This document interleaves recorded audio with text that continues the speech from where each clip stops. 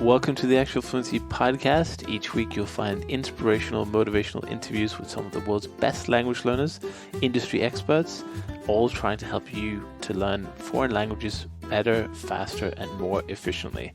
And here we go.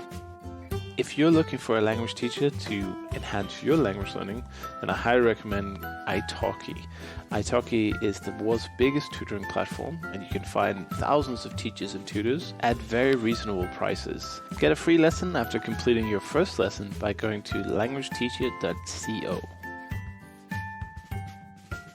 Hey everyone, and welcome back to Actual Fluency Podcast. This is episode 147. And today I'm joined by Marek Kohn, who's on to talk about his new book, 4 Words for Friend, Why Using More Than One Language Matters Now More Than Ever.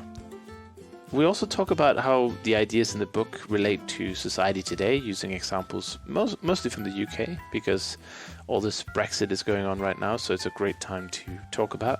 We talk about the role of languages in schools and basically integration, assimilation, and the nationalism, and all these kind of heavy topics that society has to deal with in an ever-developing world, an ever-globalizing world, really. And there's also, recently it came out in the news here in the UK where I live, that school children are worse and worse in foreign languages. Most of them don't even pick a foreign language if they have the choice, and when they do actually go to the language classes, they don't have much success. And so they're encouraged by teachers and the system to pick topics they would have more success in, where they can score those high grades that would get them into their studies. And unfortunately, this is a very sad development, and it's something that we talk about in this episode, but it's also something that I really want to do more about. So I'm trying to figure out ways we can really spread the interest of language learning, especially in the UK, but I think there's places in America that probably has similar problems. There's probably places around the world that have similar challenges ahead of them when it comes to foreign languages, foreign cultures, immigration, assimilation, and just overall improving society. And I think it all starts with a bit of understanding. So I hope you should enjoy today's episode. It's a little bit special. Do check out the book, 4 Words for Friend, and let's get to it. All right, Mark, welcome back to the show. Do you want to just give the listeners a quick introduction to who you are, where you're from, and how you came up with the idea for your book? Yeah, thanks. My name's Marek Kohn. I'm a writer. I live in Brighton on the south coast of England, and I've just written this book, 4 Words for Friend. So I've just written it. It's taken a little bit of a while, and I started working on it actually towards the end of 2014, when I started thinking, I don't really like a lot of the what you might call the weather in society. Things seem to be getting very ominous and very tense. Everybody seemed to be getting really angry, and there seemed to be very little stopping this rising wave of anger and suspicion and mutual antagonism. And I thought, well, this speaks to the heart of my experience, and I would like to do what I can as a writer in my work to try and respond to this, to try and offset it a bit.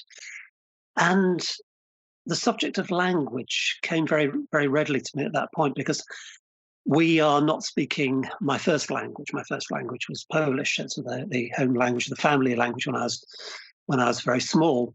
I couldn't hold a conversation of any great quality in that language now, because I've lost it. And the experience of losing a language that one never quite finished learning, being able to do a lot with it, but not as much as one would want, and always having this nagging feeling that it was there and I needed to engage with it.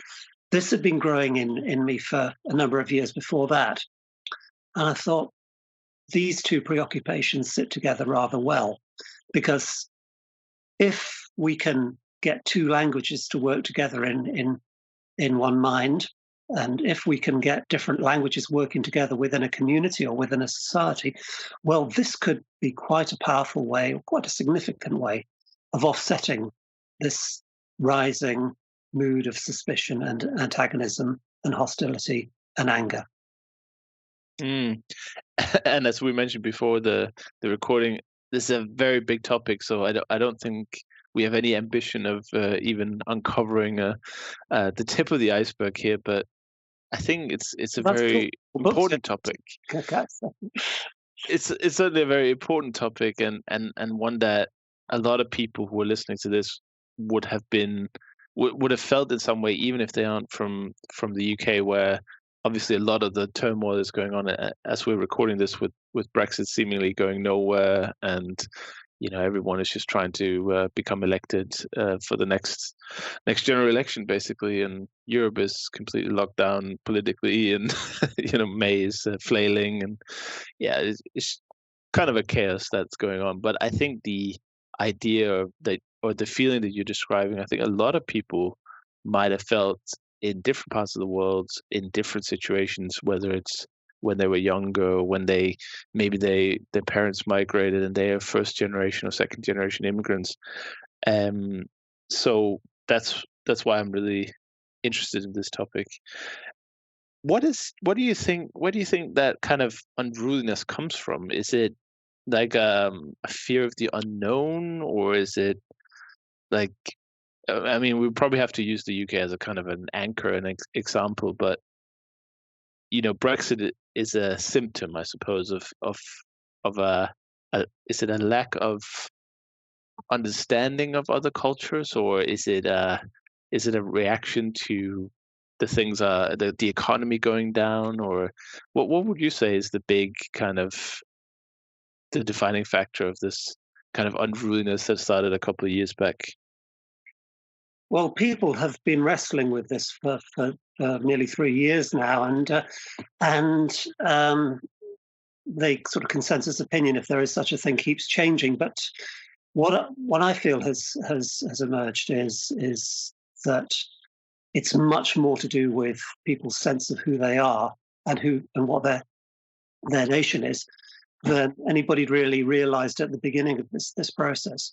And I think that gives it a lot in common with similar sorts of tensions and unease in different parts of the world. I think people who imagine that everything's about the economy have had to reevaluate that idea and think, actually, people seem to be prepared to pay for adjustments that make them feel more comfortable about who they are and what their nation is. And looking at language, that's perhaps quite revealing, because I came to the conclusion fairly early on that you can't begin to address the challenges of using more than one language unless you face up to the fact that language has two faces. Fundamentally, it has two purposes, each probably as important as the other. One is to enable communication, the other is to prevent it. So to give you a little example, somebody's on a bus. It could be in the UK, but it could be in all sorts of countries. And these sorts of encounters have been recorded in different continents. It's not just about Britain, though we have had a bit of a rash of them. And somebody's chatting on the phone in a foreign language. Maybe they're chatting to their mother who's in a different country. This is one particular example, a local example that somebody told us about. And somebody goes, "We speak English," or whatever the language is in this country. Right. And that sort of response is, well, I mean, you can come back and say, well, yeah, we also mind our own business in this country, but that's not really an adequate response. Right. Because what the objector is saying is, when you're in this country, when you're in public, you have to conform to certain norms, and even though you might be foreign, or you might have some ability to engage with a foreign language or a foreign culture, you have to behave as if you're a native. You have to speak the native language, the dominant language, and only that language. So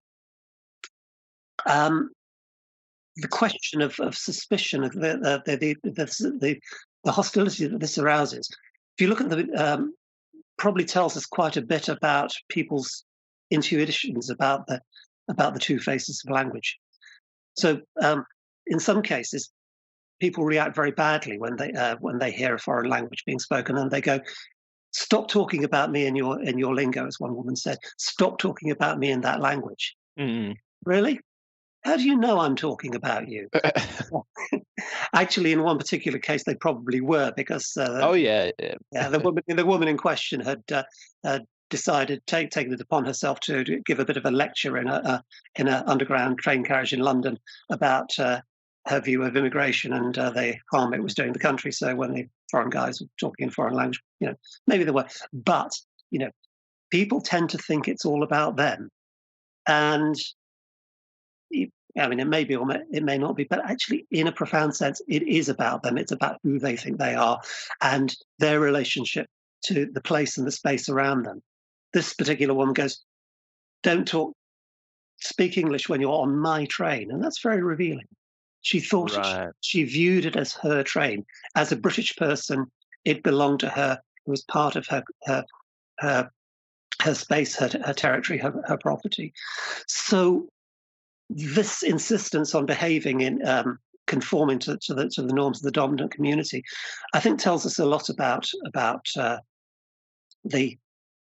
where that kind of anger comes from, and how people perceive it. So it's not just that's bad manners. That can be. It's also, you're talking about me. You must be up to something. You must be trying to exploit me. And all these suspicions, one way to address them actually is to engage, to put yourself in a position where you can maybe actually understand what the other person is talking about by learning a bit of another language. That would be a great advert for for learning another language. Finally understand what people are saying around you. Yeah. London, it's tricky because you'd probably any bus, there's 50 different possibilities. Yeah, that is tricky. Yeah. But then again, because of that, I find, this is what I hear. I obviously only have anecdotal evidence, but because London is so multicultural, I suppose there would be less of this feeling of ownership over, let's say, public transport languages, or a bit less, because you just get used to it. If you have the same commute and you hear 5 languages every day, after a few months you're like, well, okay, this is how it works. But if you live in, I don't know, in the Midwest somewhere where there's just farms and stuff, and you never hear any other language than English, then when you finally do, it's kind of a shock as well, because you're not used to it. Well, yeah, I mean, people react in different ways. A lot of people in London do seem to be comfortable with living among a whole load of different languages and people from a whole load of different backgrounds. On the other hand, some people don't. Nigel Farage, for example, expressed his discomfort about catching a commuter train out of one of the London main London stations, and he counted off about and named each station along the line that the station stopped at for about 6 stations until he said, "I didn't hear English being spoken until about 15 minutes down the line."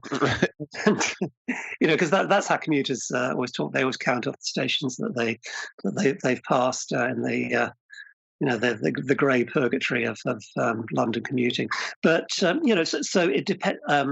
My serious point is, it depends on what feelings you bring to this experience of living in the city. Right. But I suppose also that could even be like there's a misrepresentation there as well. If English people or British people have a certain cultural upbringing, maybe they're more reserved, or maybe more keep to themselves. I don't know, maybe less likely to speak on the bus to begin with.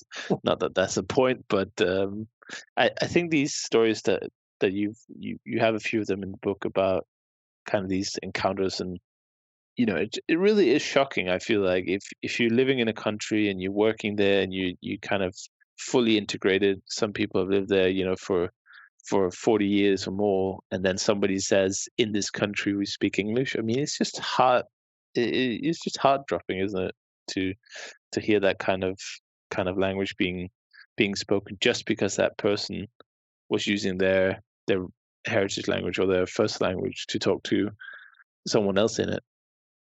Yeah, and this presumption that you can intrude into people's private lives and private conversations in this way is, I said jokingly, that we do also have a tradition in this country that you mind your own business and keep out of and don't eavesdrop on private conversations.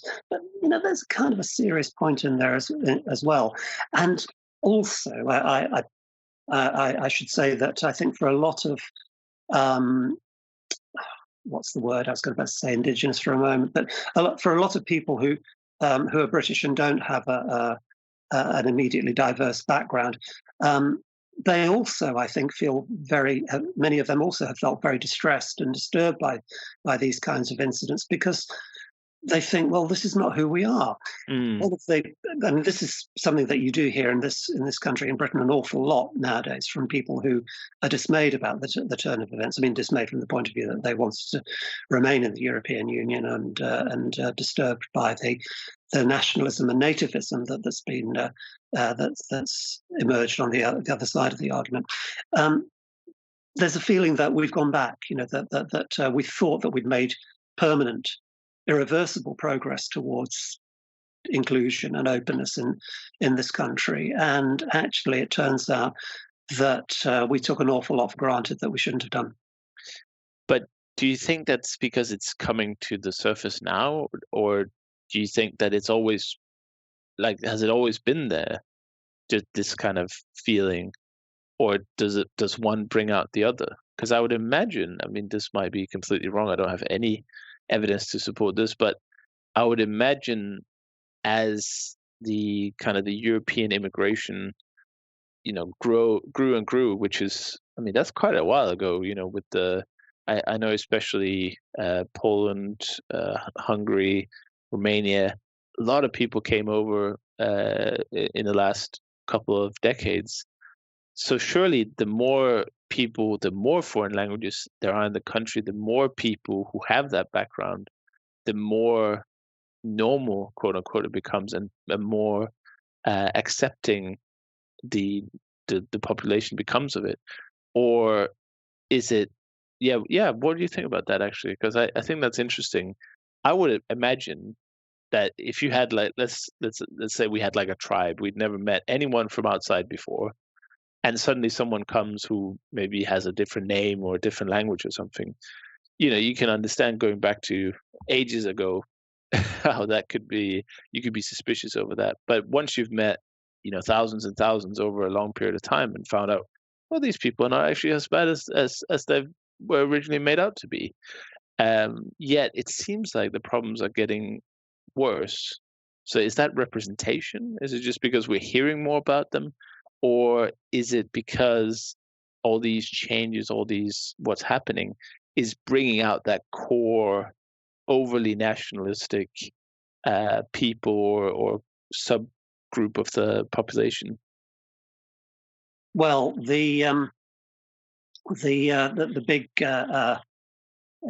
event was in 2004 when the formerly communist countries joined the European Union, and Britain, the United Kingdom, allowed unrestricted immigration, unlike most of the other countries in the EU. And I remember saying to somebody I was working with at the time, a few weeks before this, and said, "You have got no idea what's about to happen," because I knew from my contacts with Polish people just how many of them were waiting to come and take opportunities to earn money and experience life in this country. Now, for a couple of years, everything was pretty great, or certainly compared to previous waves of immigration, it was absolutely extraordinary. Eastern Europeans, Poles in particular, enjoyed a very good reputation among the middle classes, as hard workers. Their workmates and, shall we say, competitors for work did generally acknowledge that their work ethic, at least. And then came the financial crisis. Then came 2008, and this was a global phenomenon. And personally, I think that what we're experiencing now, what we're seeing now around the world, the retreat from the outsiders, for the perception of other people as threats, as competitors, as rivals. This must surely be rooted in the financial crisis and the way that the world hasn't really ever quite got over it. That a lot of ordinary people's incomes have remained flat or even got worse, and so on. Now, the other point is you've suggested that it's to do with that familiarity will make people feel more comfortable with people who are different because they don't seem so different. And there's a huge debate, I believe, amongst sociologists about whether it works that way or whether Right. it works the other way. But leaving the experts' assessments aside, and I think what we can say is that certainly English nationalism in particular has taken shape, has hardened over the past decade or so. And other nationalisms in other countries clearly have hardened in similar sorts of ways. And whatever people might feel about individual foreigners, if they want to consider them foreigners, that's not the same as wanting to share space, share a country with them. So it's perfectly possible for them to think, oh yeah, the migrant workers a decent person, and this particular one's all right, and also to think, well, actually, I'd really rather they went home and we went back to being a country full of people who only speak one language. On this podcast, I've interviewed hundreds of language learners, some of the world's greatest polyglots and industry experts, and one thing they all agree on is the value of one-to-one tutoring lessons. And for this, I highly recommend italki. They have thousands of teachers in all price ranges, and they even have certified teachers who have taken diplomas or have degrees in the language you're learning. So whether you're just brushing up on your Italian ahead of a trip to Rome, or you want to master Russian to take the exam, or whatever your goals are in languages, italki has a tutor suitable for you. And compared to private tutoring offline, it's really affordable. You can find informal tutors down to $5 an hour, and you can have trial lessons for even less. So if you want to master a language from the comfort of your own home, and you even get a $10 credit when you complete your first lesson, go to languageteacher.co and check out italki. It might be the best thing you do for your language learning this year. So how much nationalism is too much? Because I think there is a positivity in protecting your ideals and being proud of your country and your language and everything, but clearly there's a quite a line that you can step over. But because the reason that I ask is not just because I think the answer is somewhat obvious, that once you start targeting people for not being under that umbrella, it starts to become really bad. But the reason I say it's because I also feel, playing the devil's advocate a little bit, that there is a counter movement as well that's also going overboard, where people saying, someone like Farage I think is an idiot, basically. I mean, he's a wandering hypocrite, basically, first of all. But some of the things, he kind of gets treated like everything he says is racist, and everything is xenophobic, and everything is like super nationalistic. But actually, I think a lot of it, or at least half of it, it's just normal. This is, we have to protect our country's interests first, not necessarily for the groups, for certain groups, but sometimes that gets interpreted as, well, he's trying to resurrect, National Socialism, and start that kind of movement. So how much is enough, and is it a positive thing, nationalism, or is it always negative? I I don't know. I don't think it's so much a question of the quantity as the quality of nationalism. Now, let's use another word. Let's use patriotism, Hmm. uh, because that's got more positive connotations. Now, is being patriotic in one's feelings towards one particular country necessarily? Sorry, I'll start that again. I think with nationalism, it's perhaps not so much the quantity of it as the quality. Now, there are two distinctive strands of nationalism. One is what can be called nativist nationalism, ethno-nationalism, which is all about the idea that the world is divided up into into ethnic groups with lines drawn around them, and each ideally each ethnic group is going to have a state to call its own. Um, I think with nationalism, it's not so much the quantity, but the quality of nationalism. We can distinguish between two different kinds of nationalism here. So that on the one hand, there's ethnic nationalism, ethno-nationalism, which is built around the idea that the world can be parceled up, humankind can be parceled up into small, discrete groups, ethnic groups, which we can call nations, and ideally each nation should have its own state with a border around it. Hmm. And actually, that border is often a language border, which is relevant to the problem that I'm address. The other kind of nationalism is sometimes known as civic nationalism, and that's the kind where you say, identity should be based on not on belonging to a particular ethnic group, but on one's relationship to a state as a citizen of that state. So a state can have people of all sorts of different ethnic origins, but they're all equal and they're all united by the fact that they're citizens. Um, I think you know which kind of nationalism I'm more comfortable with. Of course, yeah. So, Of course.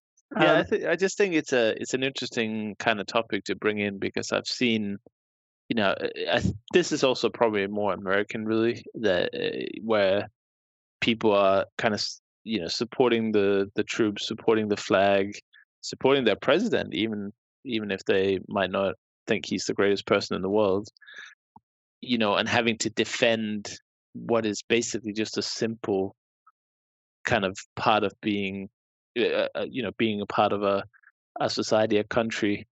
So I think it does go both ways to some extent, uh, with the nationalism and, well, patriotism, we can call it as well. And I think people should definitely be proud of the country they're in, but we can always work to improve it. But I well, guess that's. sorry. Go ahead. Well, it's possible to be proud of more than one country.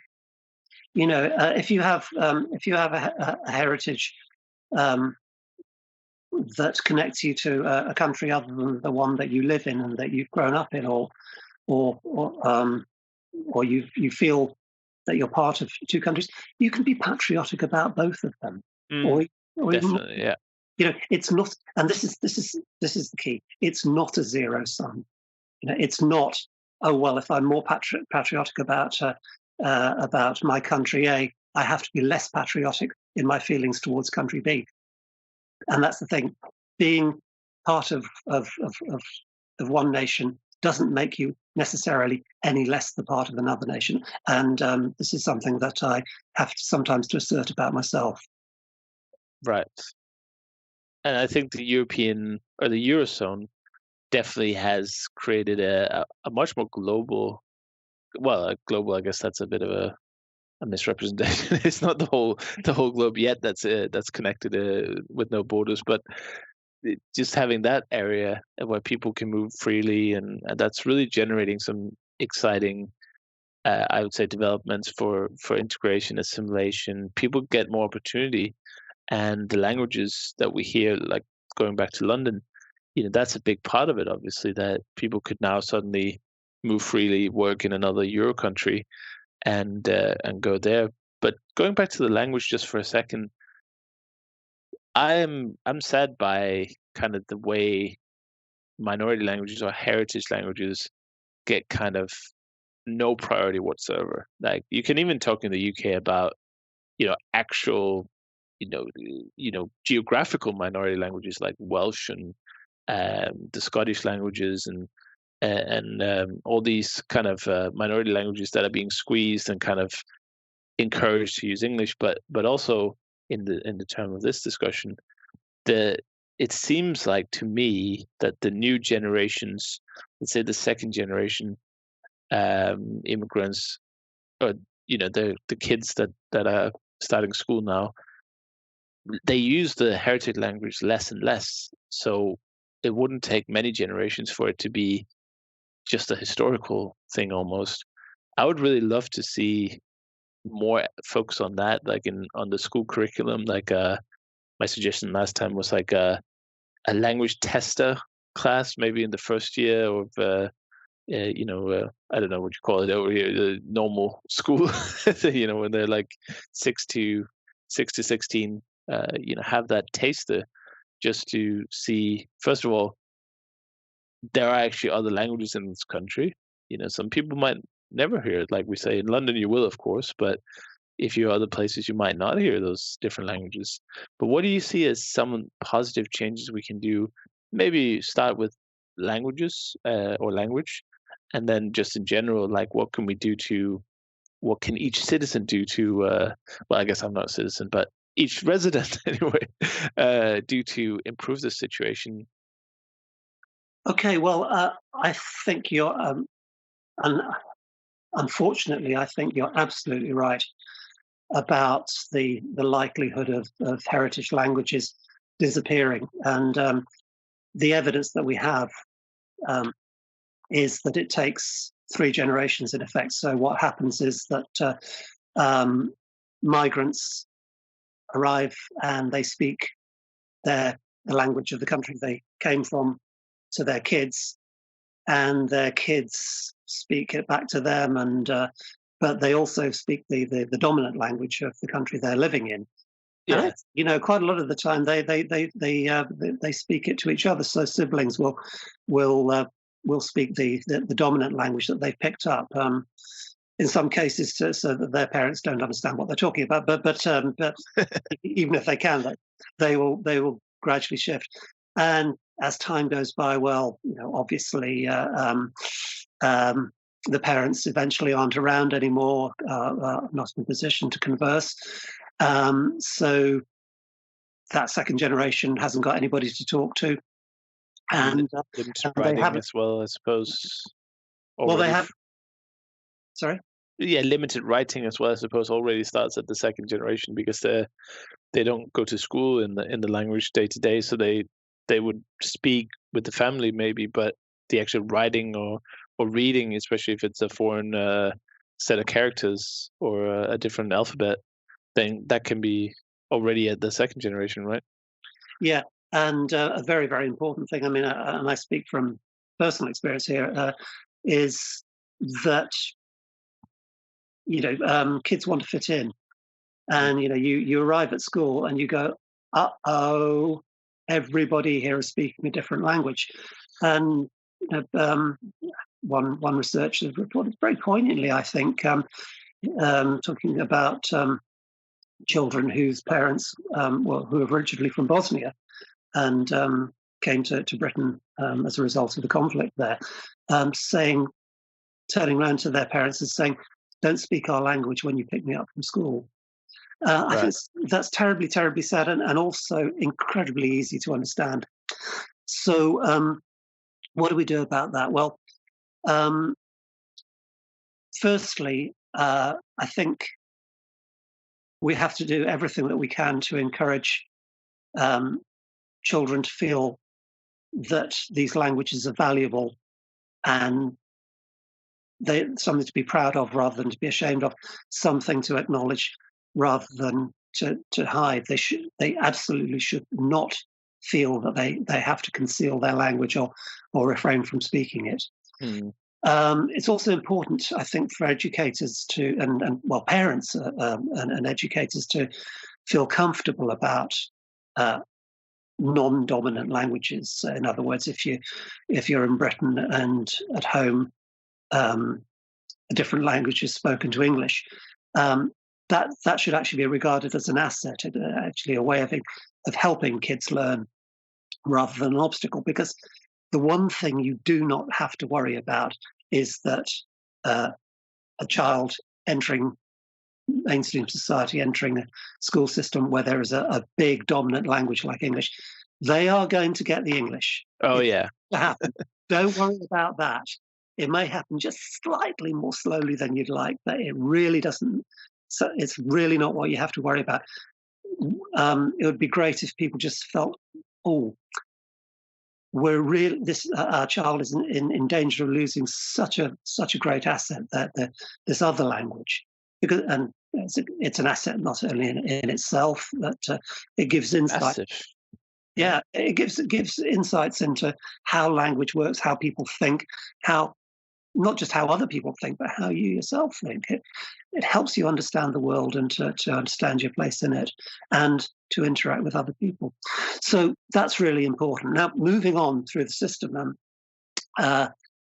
there's the question of formal education. This is actually quite difficult because although there's loads and loads of languages spoken in a country like the United Kingdom, the concentrations are very uneven, and so it's often the case that you'll get a few children in a school who are able to speak quite a lot of a given language, but there's nobody to teach them, and there are not enough of them to make a class viable. And a few years ago, we have state school exams or school exams are administered by a number of organisations, examining boards, and one of them said, "Oh, we can't support a lot of these languages any longer.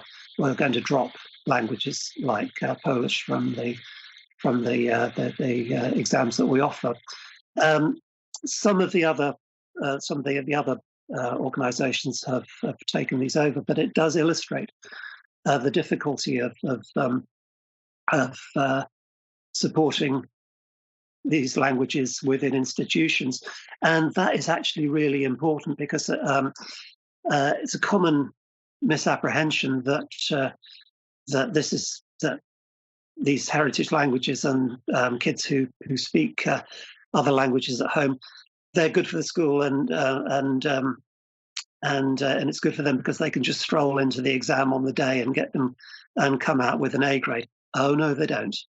It's only one friend of my son's who speaks Spanish at home was very put out to find himself with a grade C or something like that.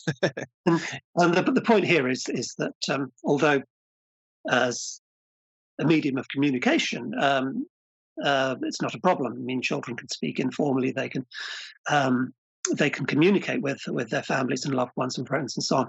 But it's also very important to get skills in using the standard forms of language, just in exactly the same way that kids learn English grammar formally in school, even though they can speak it perfectly well already, or perfectly well to communicate already. They don't speak it in well enough in the standard form.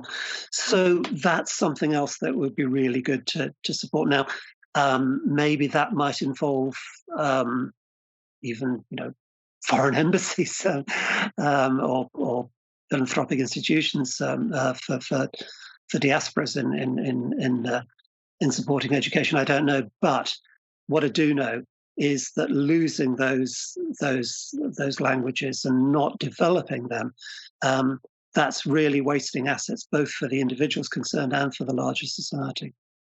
Yeah, and as someone who's kind of bilingual, I think I feel so lucky to have received this kind of upbringing. I mean, and it wasn't even like what my parents only spoke to me in Danish, so it wasn't from home, but it just kind of panned out that way that I would spend a lot of time in English, and I have my Danish language as a it's almost like you almost feel a bit like a superhero sometimes, where you have or a spy maybe, where you kind of you can function in English and hang out with people, but you have that secret there, and you can understand how a kid, if you're 5, 6 years old and you're trying to fit in and everyone's mocking you for your last name or something, you know how kids are, they're terrible.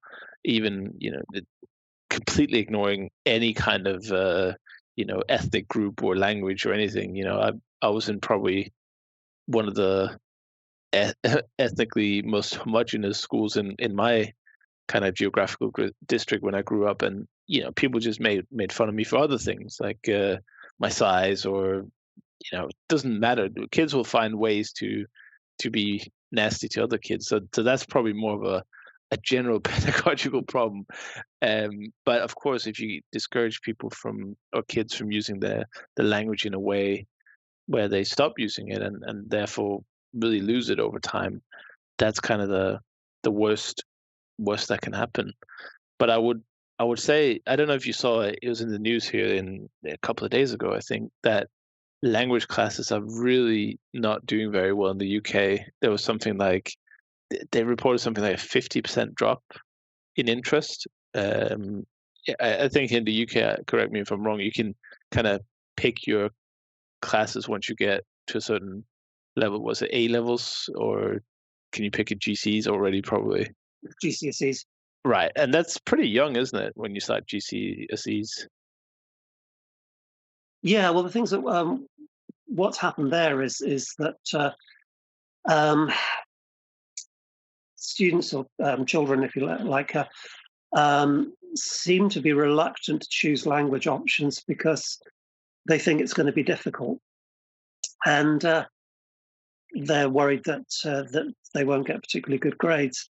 Mm. What a sad thing this is, because things. I mean, if you live, I don't know, people living in other countries may not get this immediately, but I think anybody living in the UK is going to go, oh yeah, grades, because there is this complete obsession in the British educational system with attainment, with grades and so on. It's not about learning stuff. It's not about ideas. It's not about understanding the world. It's about, will I get a good grade? Yeah. And and it's not the children's fault. Not at all. And it's not really the school's fault. Everybody, the whole system is driving them towards that completely joyless view of education. Yeah. And there are other problems. The BBC report that you're talking about, which reported a decline in modern language teaching, really just confirms a trend that's been apparent for quite some time. And it also, I think, underlines some of the problems, that the attitudes that have brought about the situation. So one thing is, I mean,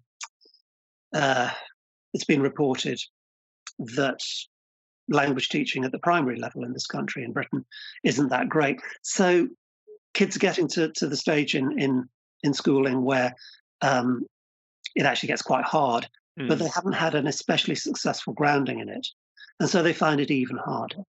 Right. But also, and this is not peculiar to Britain, but it's more marked in Britain. It does seem that British school children just don't like and don't feel as comfortable with languages as students in other European countries. I mean, part of the research for my book, I went to Latvia, which has a very remarkable set of preoccupations and arrangements governing the relationship of the Latvian language and that of the Russian-speaking minority. And I went to a school for Russian-speaking kids there, and just chatting, and the head teacher was just genuinely surprised when I said that languages weren't terribly popular in British schools. And I mean, it wasn't kind of like, oh, well, we know that about you, but it's kind of, why on earth would that be? Well, why that would be, I guess, is there are a number of reasons. So one is kids don't see the need because everybody speaks English to the level that they feel they is required for their lives. In other words, they'll go abroad and they can get by in English as tourists. Another reason I think is that English doesn't have or foreign languages don't have the same positive, warm associations that English has for children abroad. So, in other words, like, if you're living in many European countries, well, half the songs that are in your personal top 100 are likely to be in English. Right. In a movie, watch your English. Yeah. So when you come to the English class, you've already got this warm image of the language, and that really doesn't apply in classrooms in the UK. So there are a number of problems, and unfortunately, there are now other reasons for people to feel that languages aren't important to them. And this is one rather sad thing development was that one report found that a number of parents were saying, "Well, why do our kids need to learn foreign languages? We're leaving the EU." Wow. Well, yeah, and the thing is that these tended to be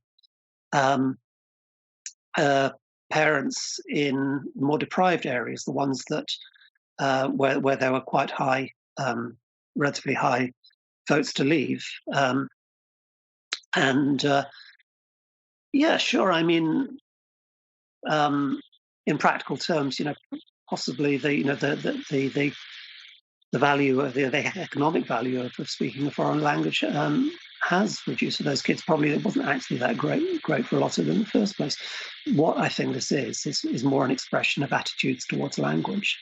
It's just saying, look, we've had enough. We're heading off on our own. Don't bother us with more foreign stuff. Right. And that's really, really sad. Yeah, it is. As per usual, I just wanted a quick devil's advocate on this one as well, because if the system, obviously, I think the system has a lot to do with language success in the school, but if the system up until now fails consistently to produce any meaningful result for the younger school children, let's say people who, they would probably be offered French or German or something, which is a whole nother problem in itself. Not saying that those languages are not good to learn, but people, the kids might be like, well, why should I learn French? It just seems so arbitrary in a way, but obviously that's historical as well.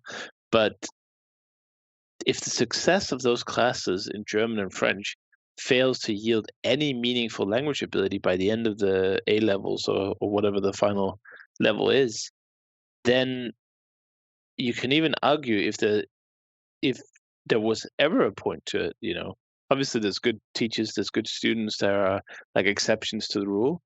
But one of the things that I've kind of been working on and doing, why I do all this like language encouragement and podcasts and everything, we're trying to catch people who have had bad experiences with languages in school, and then they come back later as maybe young adults or even later in their adulthood to kind of go back to it because they had that negative experience. So my question is, maybe it's a bit of a leading question, as per usual. Is the value of language classes is the idea of getting a taster for the language or a kind of a introduction and in an introduction to another culture, a kind of a getting your feet wet, even if they don't produce any meaningful results for the average student, to actually use the language or even consume any kind of content in that language. Is that enough to be useful, or would it then be better to kind of completely rethink how we look at it and then use I don't know. I'd like to see kind of like how I did it. In I know that's completely impossible because of the logistics, but I was at an English program in Denmark, so I would have Danish and English classes. If I had moved to England, I would not be able to have Danish classes, probably not at all. So over time, let's say I started as a 6-year-old or something, I would probably get worse and worse in Danish unless I had really good reasons to use it. But because when I grew up, I did it completely bilingually. They're both really strong, and I had both of them.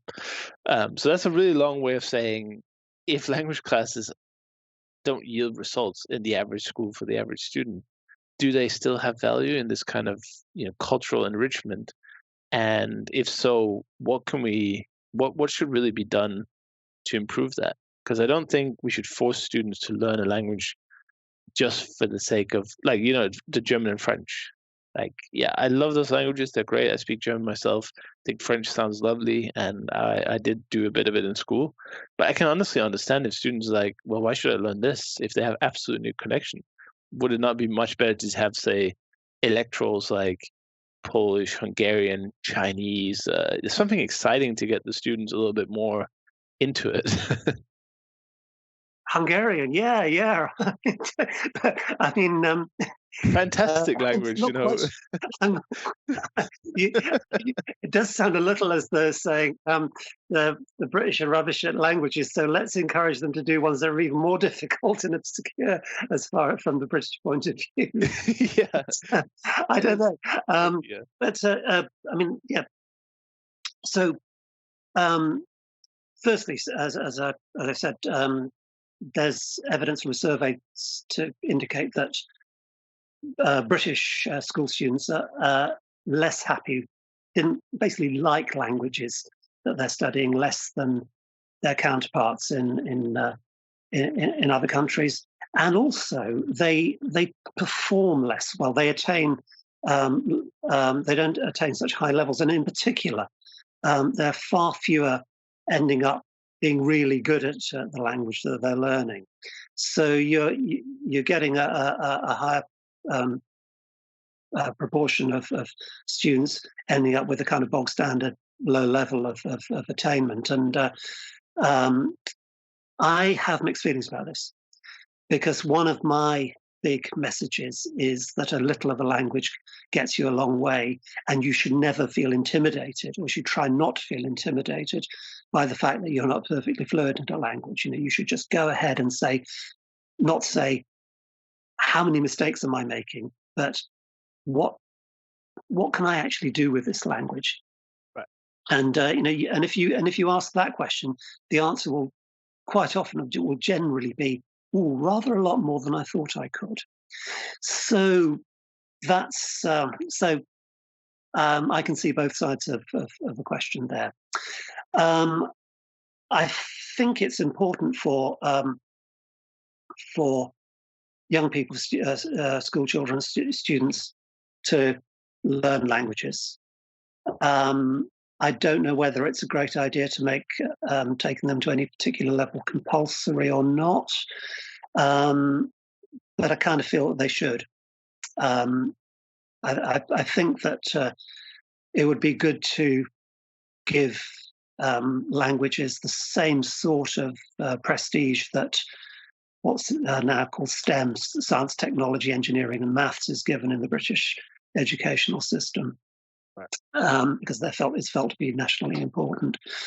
So what we do about this is it's very tricky, because I think it takes us into an area that's perhaps a bit unfamiliar and not immediately intuitive, unless you actually have some sort of experience of having another language in your head. And that is the value of knowing that other languages are different, to put it in a rather enigmatic way. To know that languages don't map onto each other, that Russian is not English in some funny code. In other words, to understand that the way that anybody thinks that you think is structured by the particular language that you're thinking in or speaking in, and your relationships with other people, the way you interact with other people, is shaped by the language that you happen to be using. I mean, a very obvious example is the existence of polite forms like du or vous, du in German, vous and tu in French, and so on, and different modes of address, which change the relationship between people when they meet each other. Yeah. So it's about knowledge. So I'd like kids to learn languages, not just to learn a particular language, but to learn about language. Right. So a better use of a class could be, instead of having French, it could be European cultures and languages, like a more of a explorative topic rather than drilling verbs and grammar rules. I think. Well, I feel that about languages at school level. I think the way that I feel about science teaching, it shouldn't be about lists and rules. It should be about the wonderful insights, the excitement that you can get from insights into the world, whether it's the social world of using language, or the natural world, or the material world that you understand through learning science in an inspiring way. Okay, that's the word, inspiration.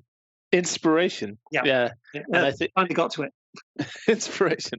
So the kids need to be inspired. Yeah, I think that's true. And I think when you look at, I remember watching the Michel Thomas documentary it's very old now, but it was showing him.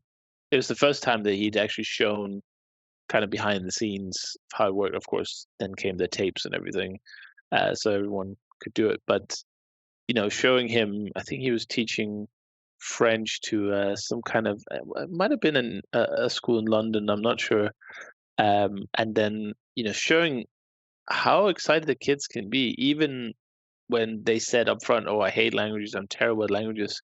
But when they start to get those results so quickly with that method, which is just an example method, you can use a lot of different ways. And I think there are a lot of great teachers out there as well.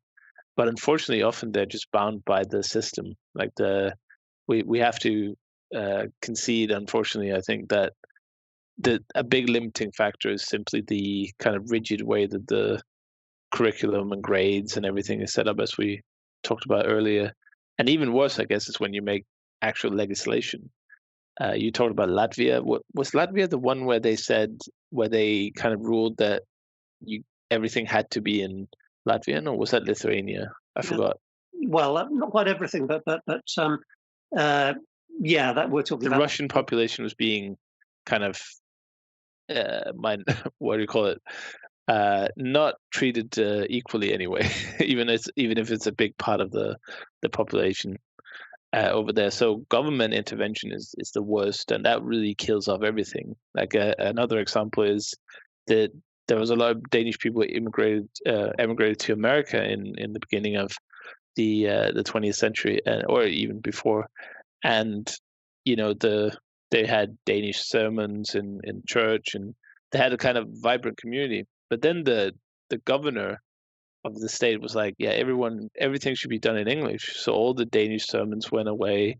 And if you as a predominantly, I don't know what you call it, like a church society, a Lutheran church society, when you're kind of focal point of the community suddenly gets told, no, you can't use your heritage language anymore, the language just dies, and it is gone now. So that's less than 100 years for that to happen. Well, America has been crazy, isn't it? Yeah, America has been called the language graveyard, the language murderer. But I mean, I think this is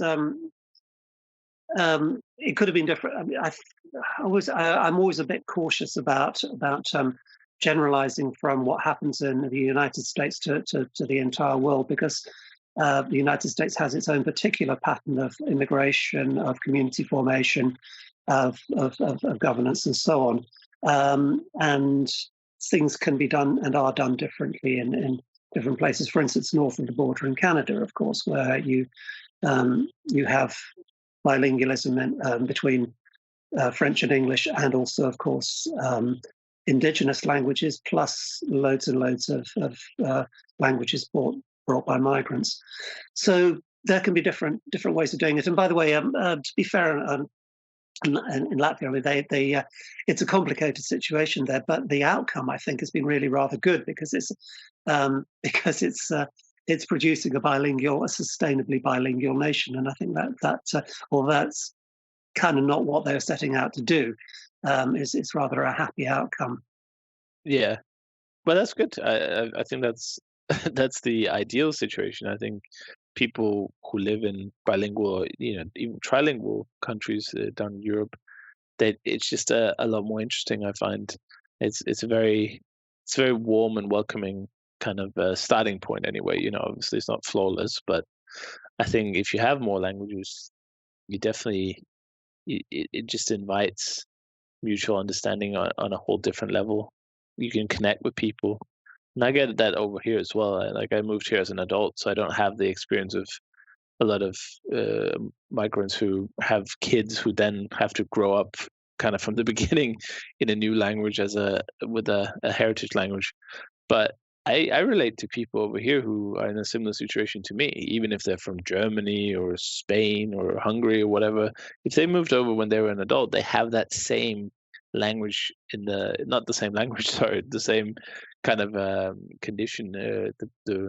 They came over with something else, and so that for me is really positive. And yeah, like I said, it sometimes makes me feel like a spy, sometimes a superhero. Just knowing that I'll always have that part of me, I think it's really great. It is great, yeah. That's interesting that you should use a word like spy. Because that